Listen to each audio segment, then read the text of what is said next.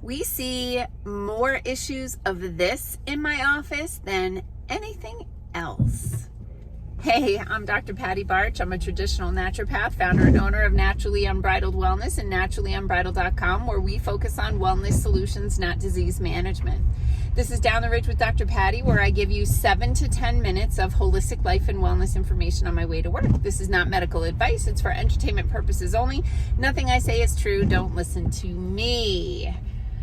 I had this happen again the other day, and it's the same pattern that we see countless times, where someone comes in, they've got this list of things that are bothering them. You know, maybe it's fatigue, maybe it's sweating, maybe it's itching, maybe it's insomnia, maybe it's weight gain, right? Like, they've just got this collection of symptoms, and we, have conversation, ask a bunch of questions, do a scan, and then we make some recommendations for people. We check in, as long as everything is going fine, we check in about a month.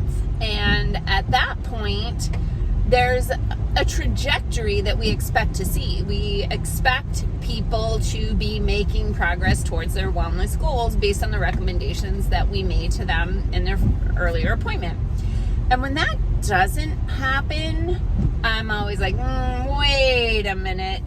Like, I've been doing this for a while. I know how the body works. If this was the issue, then we should have seen some progress here. There's something else at play.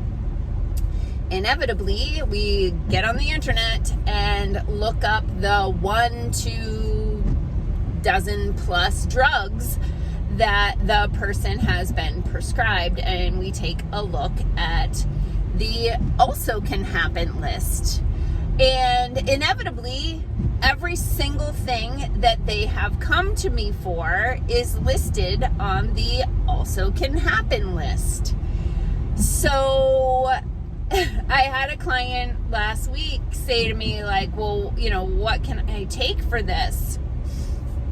And I'm like, all right, like, here's a metaphor that you need to understand. It's like you have your finger stuck in an electrical outlet, and you're asking me, like, what supplement or remedy can I take that's going to keep me from getting shocked? And that's not the solution. The solution is to take your finger out of the electrical outlet, right? And then we can work on repairing the damage. Now, that's not something I say lightly. I never tell people, like, stop taking the things that you've been prescribed. I point out to them that these are the issues that you're needing help with. Every one of them is listed on the also can happen list. I love censoring myself. You need to have a conversation with your medical provider about this situation. Now, often these clients have been put on something as a protocol for standard of care when they didn't actually have the condition. So, for example, people who have a blood sugar imbalance, pre-diabetic, diabetic, the standard of care now is to often put them on a statin drug to lower their cholesterol, even if their cholesterol is already fine. Because statistically, people who have blood sugar imbalances may over time develop cholesterol issues. Since that is a possible path for them, they'll just put them on the drug now, like prophylactically, not taking into consideration that a suboptimal level of cholesterol is very detrimental to health and well-being. It has a lot of problems. There's something called statin-induced myalgia, which is a horrible aches and pains all over the body condition that is literally caused by these drugs. So that, the conversation needs to happen where you put on a drug for protocol for just in case. Are you on 3 blood pressure medications? That's the thing that always drives me nuts, is that when one drug doesn't work, they don't take it away. They just add another one and another one and another one. And it's just like, I've had clients come in on 4 different blood pressure medications and they still have high blood pressure. And I'm like, okay, that's not the problem. Like, you gotta address the body. Like, stop trying to put the duct tape on the check engine light. Like, there's a big problem here. And every one of those 3 or 4 blood pressure medications has their own list of also can happens. So remember that, it's like, I have to go back to take your finger out of the electrical outlet. You cannot expect anyone to be able to help you to make progress in an area when the cause of that is not going away, right? So if you're not taking your finger out of the electrical outlet, you're still going to be shocked.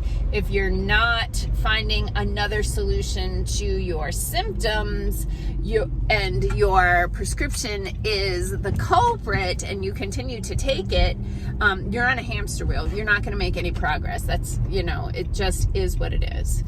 So what do?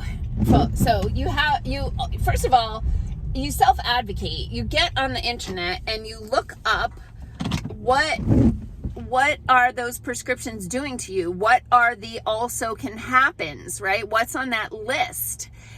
And be aware of that. I print them up and go through them with a highlighter with the client and show you like boom, boom, boom, boom, boom. And then I show them that and they go, oh, wait, but I also have this and I also have this and I also have this. The other thing that happens is they think, well, no, I've been on this drug for 20 years. I'm like, yeah, it doesn't mean that those also can happen things are going to show up like when you take your first dose. Sometimes it accumulates in your system over time and eventually you hit the tipping point, or some other factor causes a slight metabolic shift, and after 20 years you start getting the also can happens. So, first step is to be educated about what are you putting into your body and what also can happen.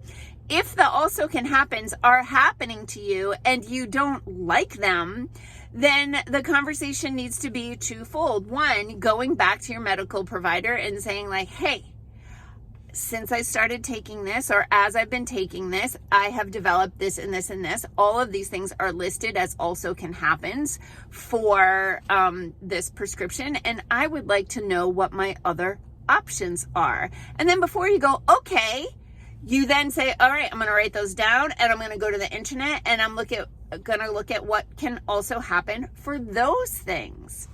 Then you want to figure out, why do you have these symptoms in the first place, right? Like, what was happening in your body that led to that prescription in the first place? And what can you do about that? Right? Maybe it's that you were eating too much sodium and MSG and not drinking enough water. Maybe you were eating way too much high fructose corn syrup, right? Or artificial sweeteners. Like, what were the causes of the initial symptoms and what can you do about those things? And you can work with a holistic practitioner who can support the body in naturally achieving your wellness goals without necessarily the also can happens.